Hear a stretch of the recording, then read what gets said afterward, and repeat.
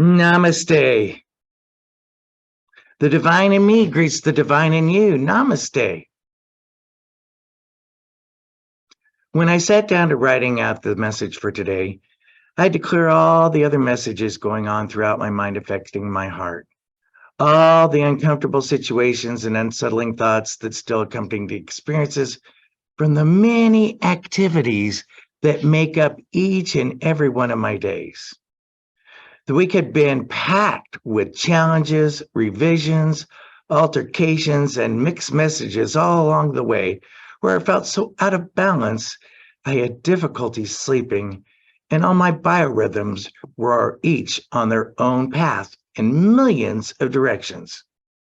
And yet I was to prepare a message to come through me in reflection of a previous year that was joyfully a wellspring of excitement. A message about joy and celebration of the milestones accomplished over a long period that I vaguely remembered. When I started pulling out all the archives that I pack, each milestone marker brought forth a new image.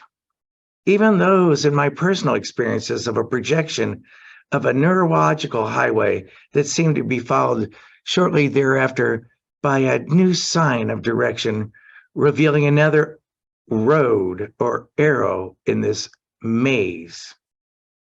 I was not amazed, and I was not amused. I truly believe every direction I've taken on my path is the right and perfect one for me, and at the same time, it has prepared me for each now moment.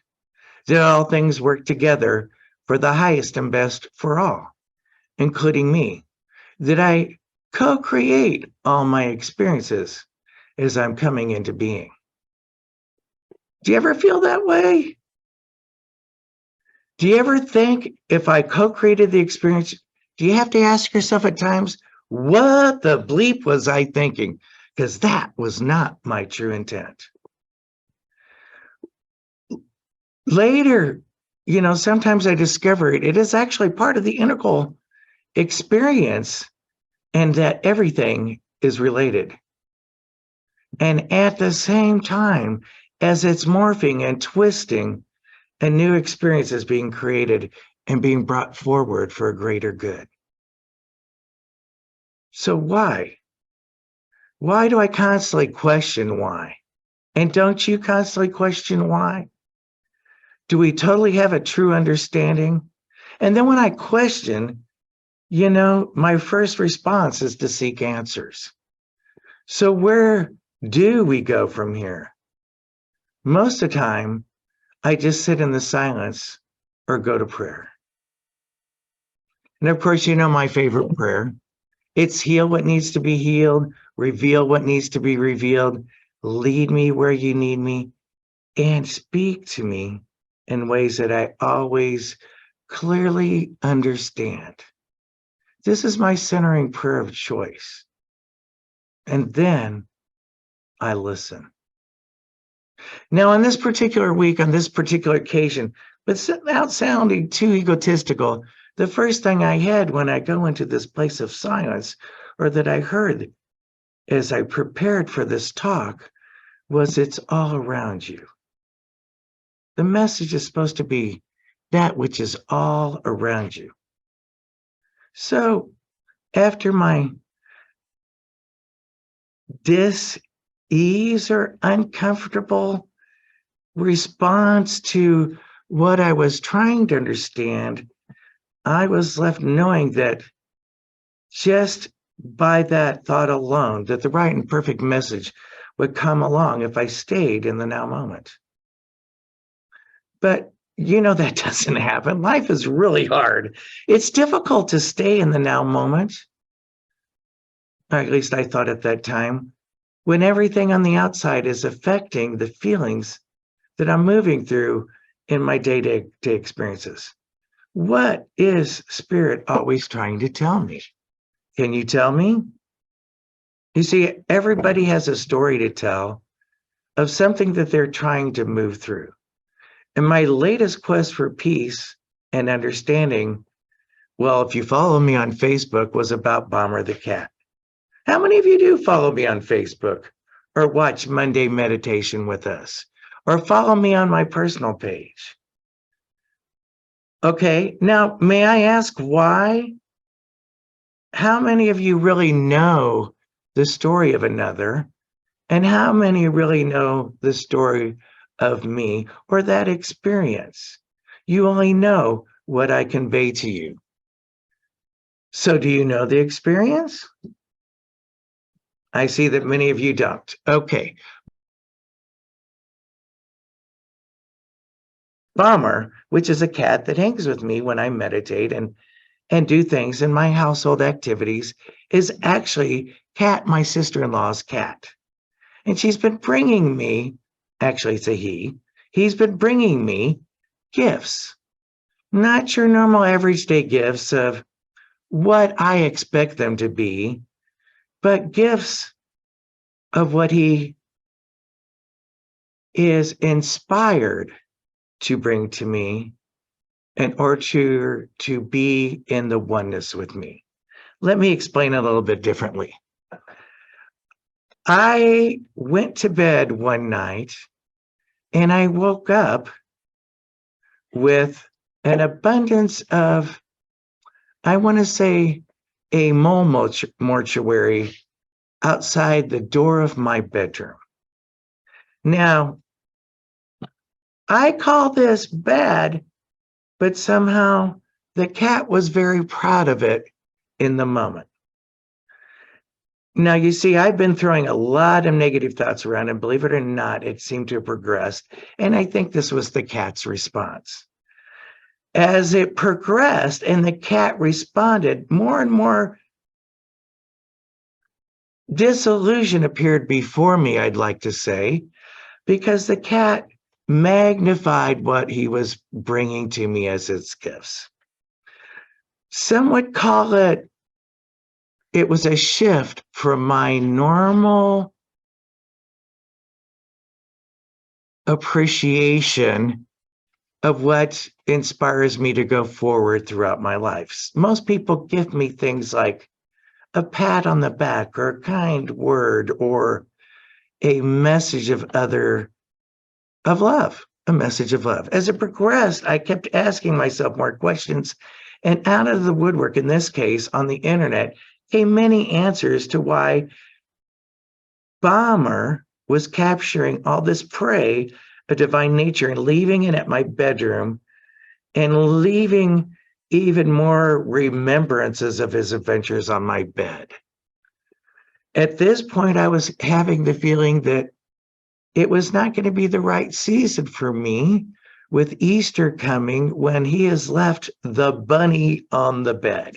Now, one of the reasons that was pointed out to me is everyone expresses differently, including animals. When Bomber purrs, of course, it's because I talk to Bomber in gentle tones, and I do that most of the time. When Bomber paws at me or needs me or reaches out for attention, I respond by gently petting his fur. When Bomber comes to greet me at the high top table when I come home from work and starts playing with the placemat on the table, I know it's supper time, so I respond by preparing dinner. Now, this is our understanding what these symbols mean to me. And likewise, I have symbols I give to Bomber in response to everything. This is our understanding. And likewise, when I talk to Bomber in gentle, soft tones, Bomber purrs. When I pet his soft fur ever so gently, he lays his paws on my heart and kneads me into comfort.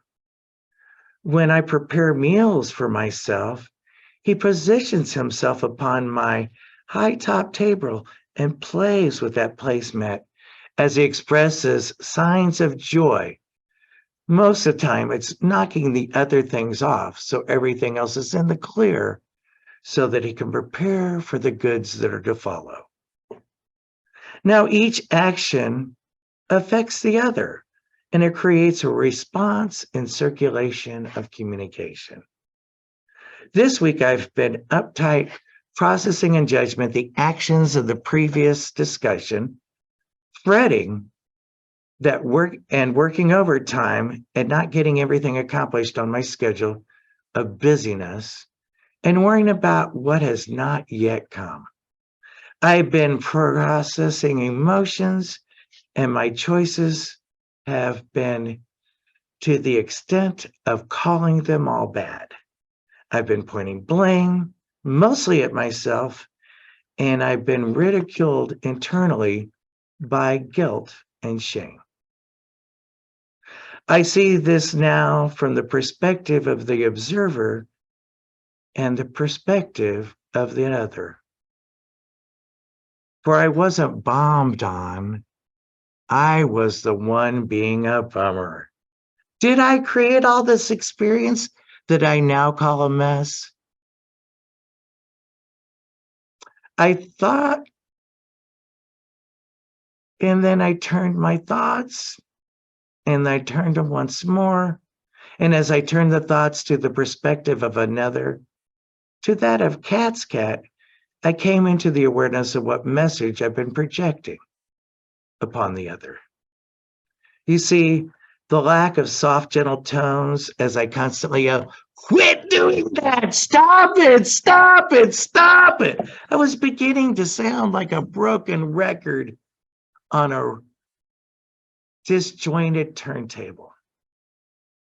The physical abuse of my touch as he reaches out and I pick him up and place him outside the doors of my comfort zone. The lack of dinner on the table as I passed up meals just to be in time with the rest of the list of lists. The lack of physical presence as I worked overtime. Do you ever wonder if thoughts of abandonment or feelings are something cats have to work through too? According to all my Facebook advisors, they do. What I was seeing was his response to my actions. The nips at me when I sit down to type. They're crying out when there's no cuddles in the night. The mole mortuary outside my door, the dead bunny on my bed. You know, in my thoughts, I was wondering, am I feeding him wrong? Or do I need to be feeding him more? Or is he trying to feed me thinking that all the supply of food has been diminished and is no more? You know, when I wonder, it's like Dr. Seuss with the questions that arise everywhere. Was this his indication of calling me Karen in his response that I should have been sharing? I'm going to have to say I have to chalk one up to the cat to teach me that love is expressed differently. Is that what the message is supposed to be about today? That there's love all around? Or was it leaving me in the midst and in the mist of the veil of misperception? So if you place, like I do, all these thoughts behind me, you'll begin the process of creating memories to share as if you're digging in a box of four-leaf clovers to hold on to, because that message of love you do really want to share. You see, look what love can do. Love can change me. Love can turn things around. Love contains all that is necessary, and love is all around. Love is all about you. You are the one that brings it all together as one. So as you look out into each day with awe, and awe looks back at you, you're the one that discerns all the experiences. And you're the one that can turn it to truth. For you are the essence of God in you, through you, and as you. You are that Trinity in one, coming together just like the word in alignment, the three branches of the Trinity converging. You come into alignment as the impressions of the discovery and just the symbolism of each why. Oh, don't you know that the circulation of all life is the focus on being? And as you uncover, you discover that the kingdom is open. As you open it, willing to receive as the chalice of life. For every path leads to the now moment as long as you're present. And the gift is in the here and now. Know that you're overflowing with all that you've been filled with, and know that you'll always be in the flow.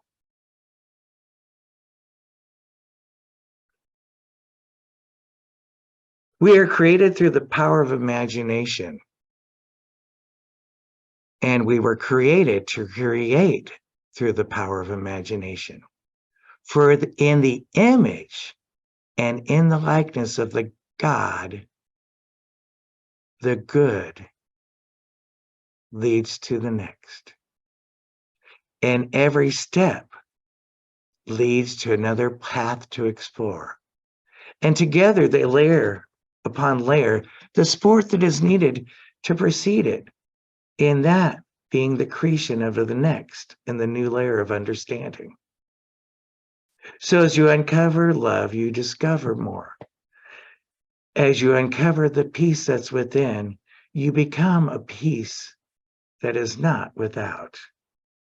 Each of them leads you to more joy, expanding in all of the things in life as we remember and we are reminded as we have learned as we go that each are on the path, that we all together do so.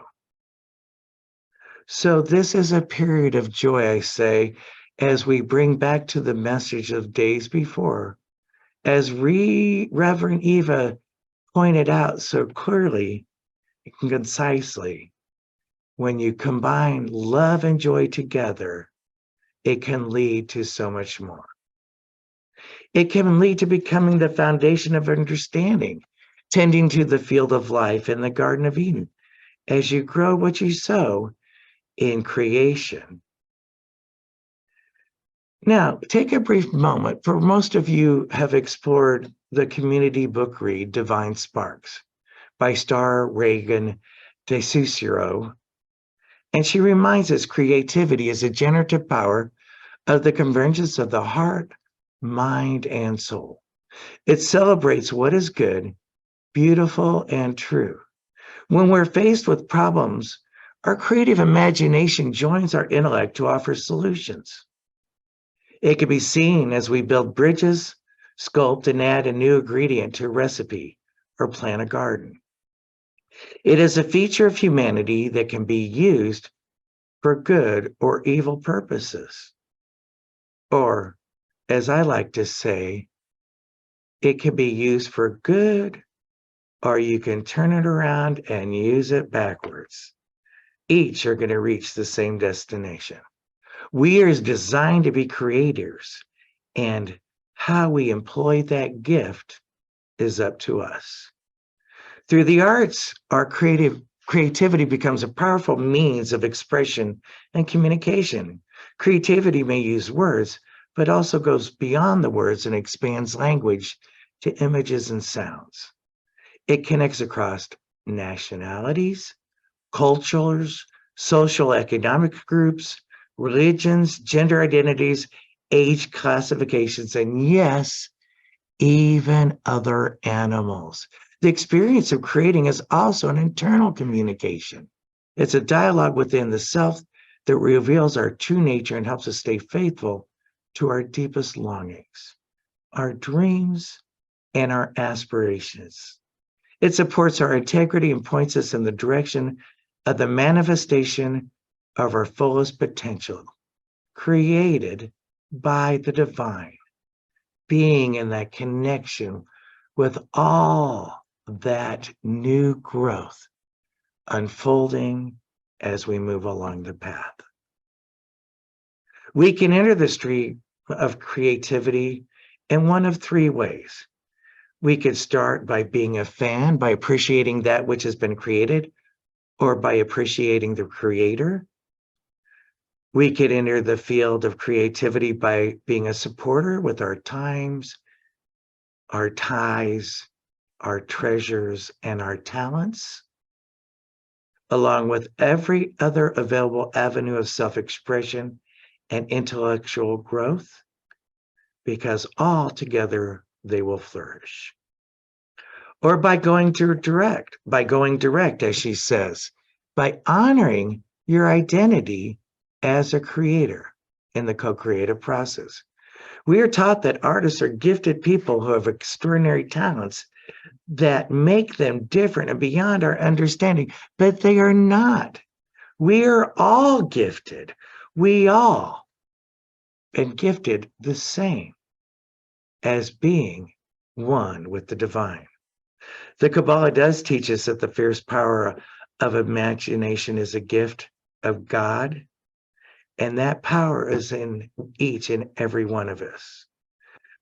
I'm grateful for the opportunities to share our prosperity today, and I thank you for being an integral part of each and every now moment. For as I say to you, look what love can do. For today we celebrate all the love, all the joy, all the gifts that come through the divine as we deploy and move forward in the image, in the likeness of God, with mind, body, and spirit, heart, hands, feet, eyes, and all the powers of being.